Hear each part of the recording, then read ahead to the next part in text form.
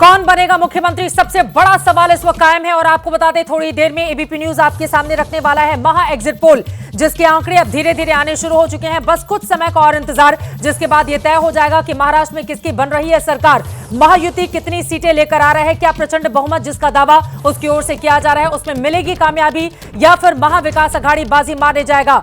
बस थोड़ी ही देर में एग्जिट पोल के नतीजे आपके सामने होंगे। आपको बताते चले, पहला नंबर आने में सिर्फ 1 मिनट 17 सेकेंड का वक्त बाकी है। थोड़ी देर में एग्जिट पोल के पहले आंकड़े आपके सामने रखेंगे। संगीत रागी स्टूडियो में हमारे साथ बहुत देर से जुड़े हुए हैं और इन सबके बीच दिबांग भी हमारे साथ जुड़ चुके हैं। आप दोनों का बहुत बहुत स्वागत है। संगीत रागी जी, पहले आपके पास आते हुए, क्या है आपके आंकड़े? अब तो बस 1 मिनट का और इंतजार। देखिए, मेरी समझ में मुझे लगता है कि भारतीय जनता पार्टी कम से कम झारखंड में बहुत कंफर्टेबली जीत रही है और महाराष्ट्र में भी मुझे सरकार बनाती हुई नज़र आ रही है। इसके कारण पर मैं ज़रूर बातचीत कर लेंगे इस पे। दूसरा, मैं जो कहने जा रहा हूँ उसको गंभीरता से देखिएगा।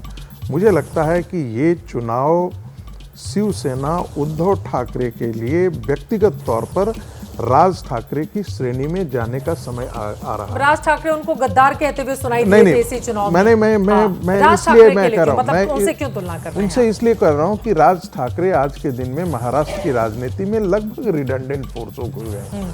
वो बड़ी बड़ी कई बार सभाएं कर लेते हैं, लेकिन बीजेपी को राज ठाकरे का बड़ा सपोर्ट चाहिए। आप कह रहे हैं कि उनकी कोई स्थिति ही नहीं है इस वक्त। देखिए, मैं वही कह रहा हूँ कि आज के दिन में उद्धव ठाकरे की राजनीति को खत्म करने का जो सबसे पहले षड्यंत्र किया वो शरद पवार ने किया। उनको लगता था कि उद्धव ठाकरे को यदि हम किनारे लगा देते हैं तो महाराष्ट्र की राजनीति जो है वो भारतीय जनता पार्टी बनाम और पहला आंकड़ा, वक्त जिसका सभी इंतजार कर रहे थे, बेसब्री से दिबांग भी इंतजार कर रहे थे, सभी इंतजार कर रहे थे।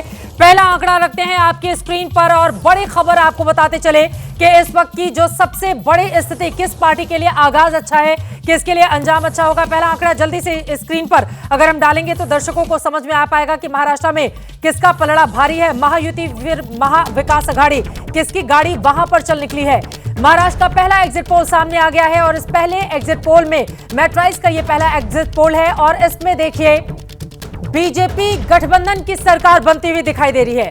आपको बताते चले, इसने ओपिनियन पोल भी किया था। 150 से 170 सीटें बीजेपी गठबंधन को मिल सकती हैं। मेट्राइज का ये एग्जिट पोल अब निकलकर सामने आया है भारतीय जनता पार्टी के लिए यकीनन। और यहां पर आपको प्रतिशत दिखा रहे हैं, भारतीय जनता पार्टी प्लस को 48% वोट शेयर मिलता हुआ दिखाई दे रहा है। कांग्रेस पार्टी प्लस यहां पर बहुत ज्यादा पीछे रहते हुए 42% के साथ और अन्य के खाते में 10% वोट प्रतिशत जाता हुआ दिखाई दे रहा है। मेट्राइज ने ओपिनियन पोल भी किया था जिसमें बीजेपी गठबंधन की ही सरकार बनती हुई दिखाई दे रही थी। और अब ये जो एग्जिट पोल सामने आया है 150 से 170 यानी कि प्रचंड बहुमत के साथ सरकार बनाती हुई यहां पर महायुति दिखाई दे रही है। महाविकास आघाड़ी के ऊपर यह बड़ी लीड लेती हुई दिखाई दे रही है। ये आंकड़े आपके सामने हैं।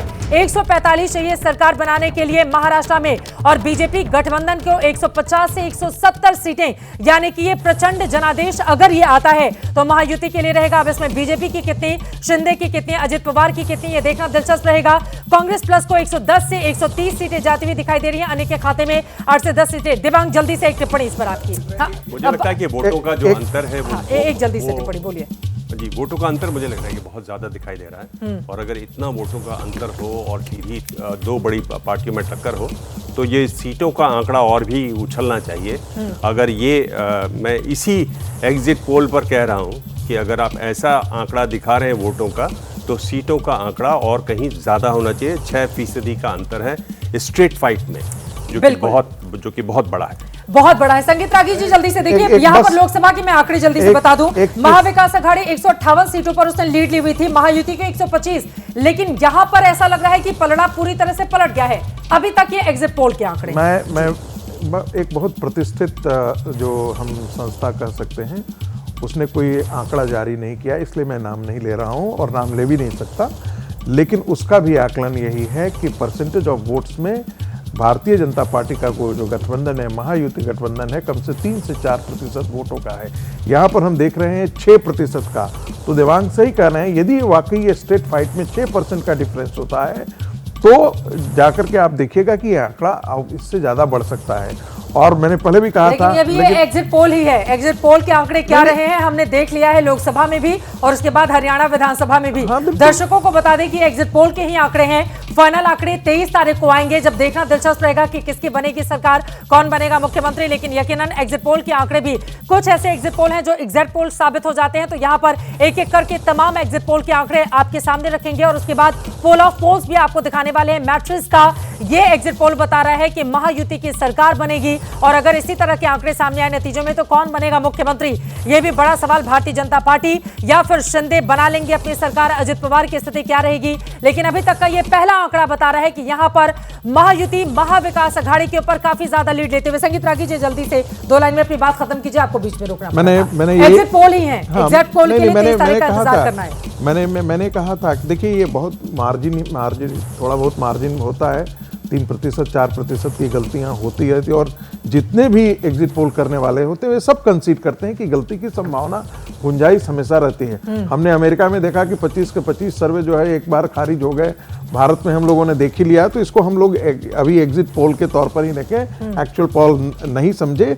मैं आपकी बात से सहमत हूं, लेकिन जो नैरेटिव मुझे लगता है कि महाराष्ट्र का चुनाव हो, चाहे ये झारखंड का चुनाव हो, भारतीय जनता पार्टी की एज इसलिए आएगी क्योंकि भारतीय जनता पार्टी ने इस चुनाव में नैरेटिव सेट किया और आप देखेंगे कि जो पार्टी नैरेटिव सेट करती है वो पार्टी जीतती है। एक है तो सेफ है, हाँ, नैरेटिव वो भी है और भी सारी ने ऐलान कर दिया कि आप महायुति के पक्ष में कीजिए। देखिए पिछली बार राहुल गांधी ने खटाखट ये झूठा ही था जी, उसको भारतीय जनता पार्टी जवाब देने, संविधान बचाओ झूठा ही आरोप था, लेकिन भारतीय जनता पार्टी उस पर पूरे चुनाव में रिएक्ट करती रही।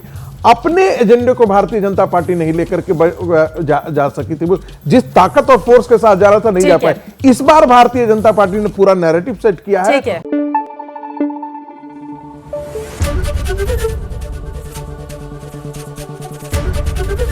एबीपी न्यूज आपको रखे आगे।